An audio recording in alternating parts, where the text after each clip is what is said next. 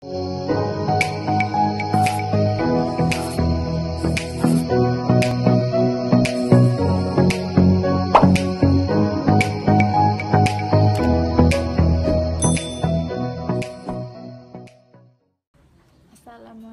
warahmatullahi wabarakatuh. Saya Riana Rahma Ramadhani dari kelas D1 Teknik Informatika.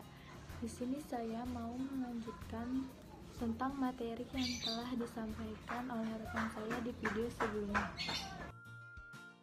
Tahap-tahap perancangan sistem. Perancangan database. Penerapan database dalam sistem informasi disebut dengan database system. Sistem basis data ini adalah suatu sistem informasi yang mengintegrasikan kumpulan dari data yang saling berhubungan satu dengan lainnya. Tipenya dapat berupa file master, yaitu berisi data yang tetap di mana pemrosesan terhadap data hanya pada waktu-waktu tertentu.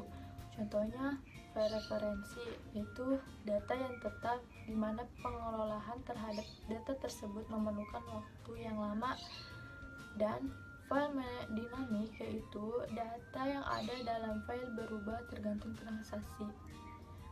File input atau transaksi yaitu berisi data memasukkan yang berupa data transaksi di mana data tersebut akan diolah oleh komputer.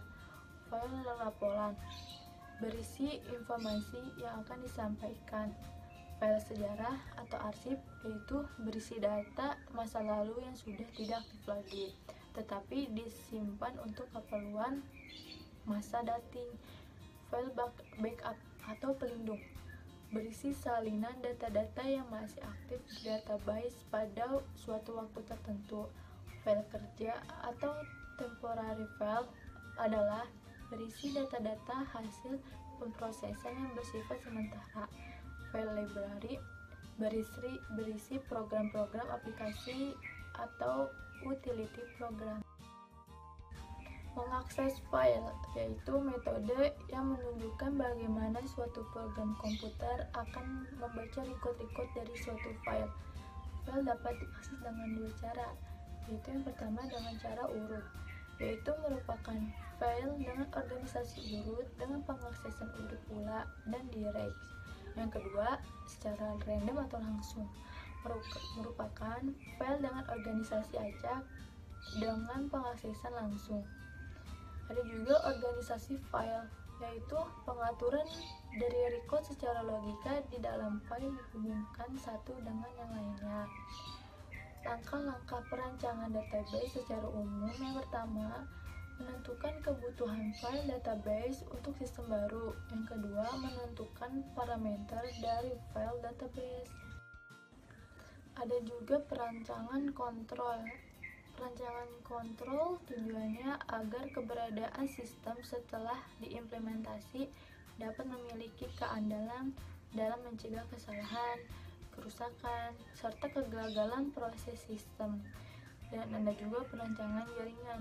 Langkah-langkahnya yaitu membuat segmen di bidang usaha atau berdasarkan geografis, departemen, bangunan, lantai, dan sebagainya.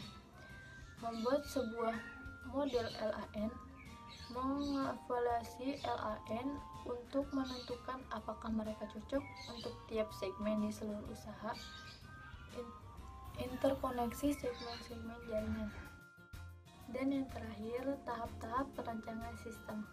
Perancangan komputer harus dapat memperhatikan pengelompokan komputer, baik mainframe, mini komputer, atau mikrokomputer.